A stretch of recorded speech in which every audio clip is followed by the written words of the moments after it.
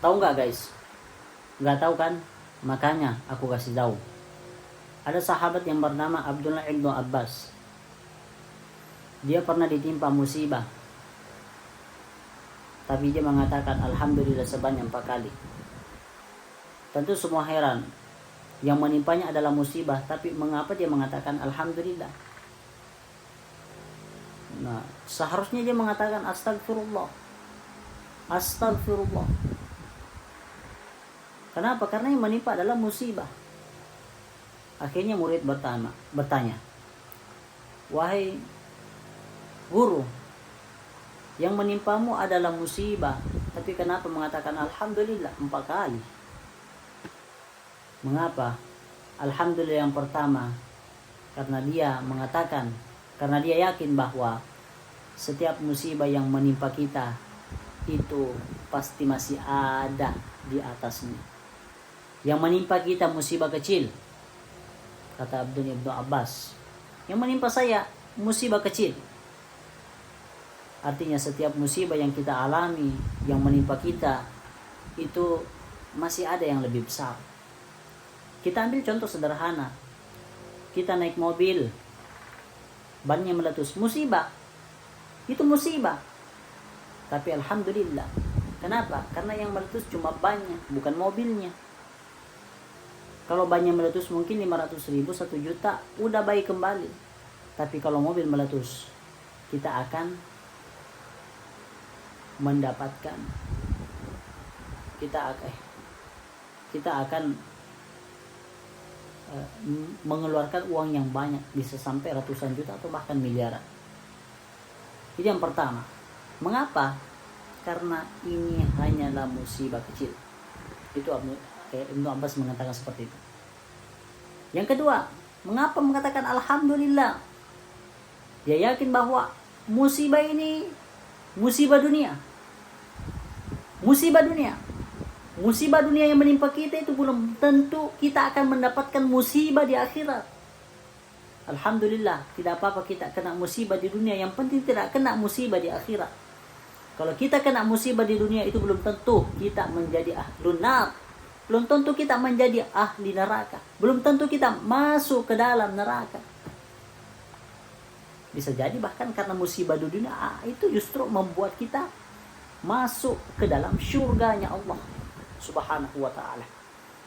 Nah, itu yang kedua.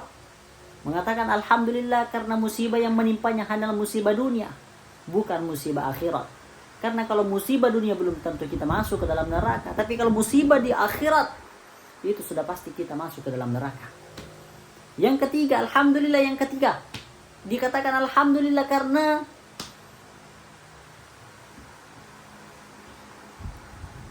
aku lupa itu apa ya. Ya karena musibah itu terkadang mengingatkan kita kepada Sang Pencipta. Ada orang yang ketika dia miskin, dia ingat selalu kepada Allah Subhanahu wa ta'ala. Ketika dia susah, dia ingat kepada Allah Subhanahu wa ta'ala. Ketika dia ditimpa musibah, dia merengek kepada Allah Subhanahu wa ta'ala. Artinya karena musibah itu membuat kita ingat kepada Sang Pencipta. Nah, inilah mengapa dia mengatakan alhamdulillah, karena terkadang musibah itu membuat kita ingat kepada Sang Pencipta, membuat kita ingat kepada Allah Subhanahu wa ta'ala. Ada suatu kalimat yang sangat menarik para pemirsa. Boleh jadi musibah itu adalah nikmat. Boleh jadi nikmat itu adalah musibah. Ketika kita dapat jabatan, kita terima gaji 100 juta dalam 1 bulan. Tapi dengan gaji yang besar itu membuat kita lupa kepada Allah. Itu sebenarnya ya memang yang terlihat adalah nikmat, tetapi sebenarnya itu adalah musibah. Musibah. Boleh jadi kita tertimpa musibah, tertimpa musibah. Tetapi dengan musibah itu kita semakin dekat kepada Allah Subhanahu wa ta'ala.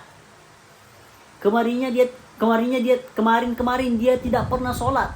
Kemarin dia tidak pernah mengaji. Kemarin dia tidak pernah tahajud.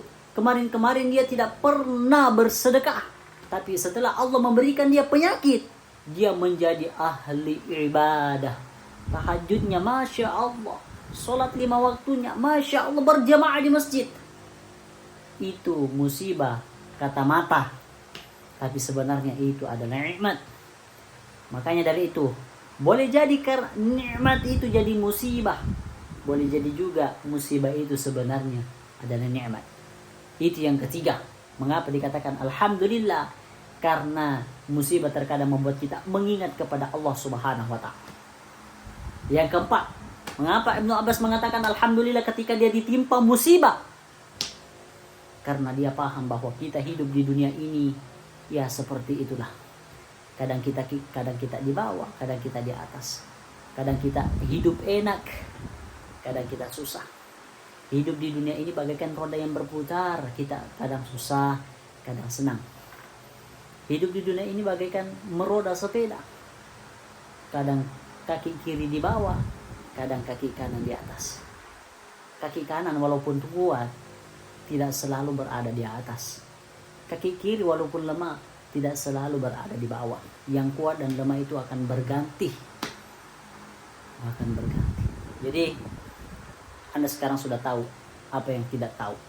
Apa yang Anda tadi tidak tahu. Assalamualaikum.